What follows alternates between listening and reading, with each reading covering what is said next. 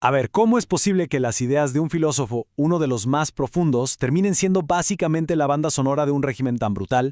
Es una de esas preguntas que te dejan pensando, ¿no? Y hoy vamos a desenredar uno de los casos más famosos y más turbios, la retorcida relación entre Friedrich Nietzsche y el fascismo.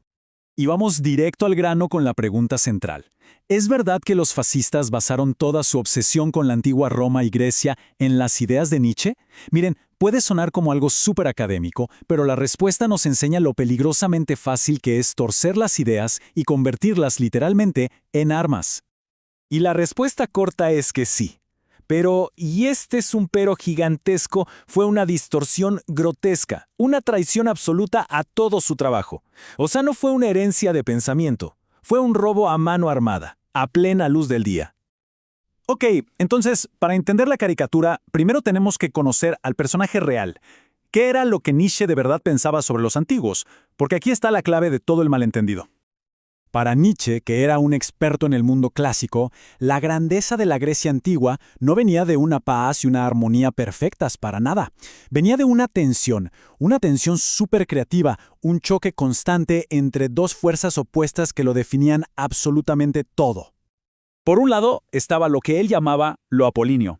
Pensemos en el dios Apolo. Es el orden, la belleza de una escultura perfecta, la lógica, la razón. Es ese impulso hacia la estructura, la claridad, el mundo de los sueños y las formas bien definidas.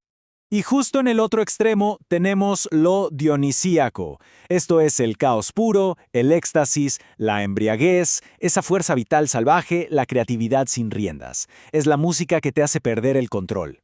Para Nietzsche, la verdadera genialidad de los griegos fue mantener estas dos fuerzas en una especie de lucha productiva, sin dejar que una aplastara a la otra. Ahora cambiamos de escenario. Vamos a Roma. Si Grecia fue el lugar de una tensión artística, Roma para Nietzsche fue el campo de batalla de una guerra de moralidades. Y es aquí donde introduce una de sus ideas más famosas y, claro, más polémicas. Y aquí está la gran división que él propuso. Por un lado, la moral de señores, que él asociaba a la aristocracia romana. Es una moral que afirma que dice sí, lo bueno es lo noble, lo fuerte, lo bello.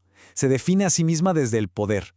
Y del otro lado, en total contraste, la moral de esclavos, del judeocristianismo.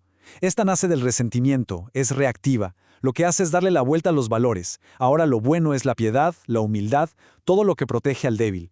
Para Nietzsche, una era una afirmación de la vida, la otra su negación. Bueno, y es justo aquí, con estas ideas tan complejas, tan explosivas, donde entran en escena los ideólogos nazis. Vamos a ver cómo agarraron estos conceptos y los forjaron hasta convertirlos en armas súper primitivas. Empecemos con el Übermensch, el famoso superhombre. Para Nietzsche, esto era un ideal filosófico, un objetivo para el futuro, un individuo que es capaz de crear sus propios valores, superando la moral de rebaño. Fíjense, un concepto para el individuo. ¿Qué hicieron los nazis? Lo secuestraron y lo convirtieron en un ideal racial, identificándolo con la raza aria para justificar la eugenesia y la dominación. Nada que ver.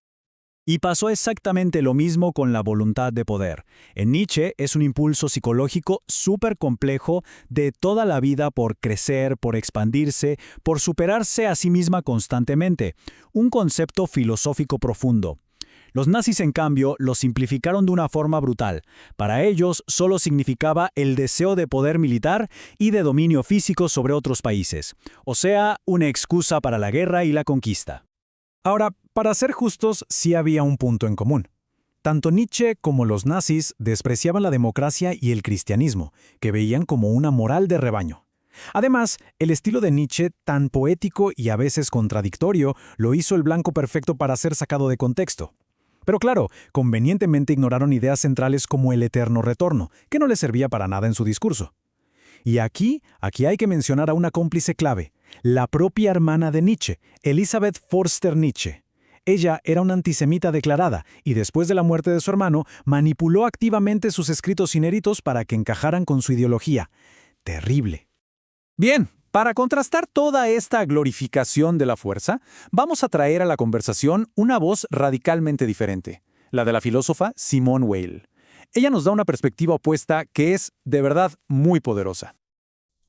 Esta cita es demoledora. Weil define la fuerza como aquello que convierte a cualquiera que está sometido a ella en una cosa. Y si se ejerce hasta el límite, lo convierte en una cosa en el sentido más literal, lo convierte en un cadáver.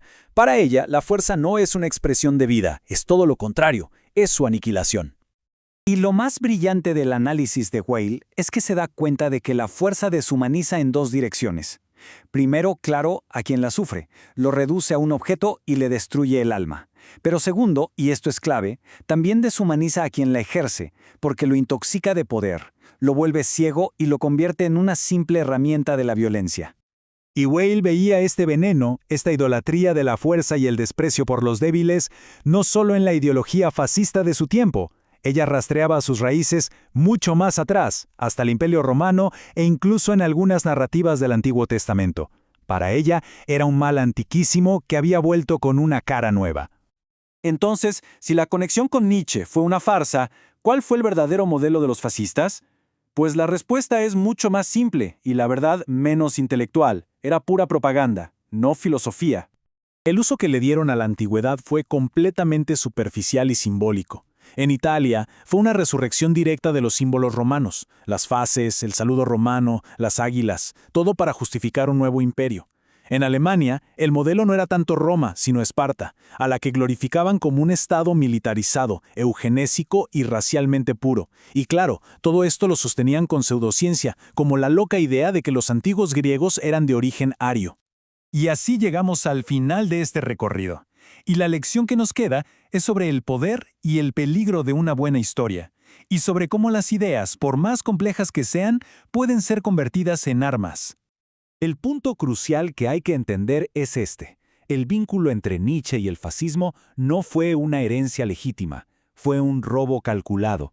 Se tomó una filosofía poderosa y compleja y se la deformó para que sirviera como un disfraz de prestigio para una ambición política brutal y asesina. Y esto nos deja con una pregunta flotando en el aire, una que va mucho más allá de Nietzsche. ¿Qué otras ideas complejas, ya sea de la ciencia, la economía o la filosofía, han sido simplificadas de forma peligrosa y convertidas en armas a lo largo de la historia? La respuesta, lamentablemente, sigue siendo tan relevante hoy como lo fue en ese entonces.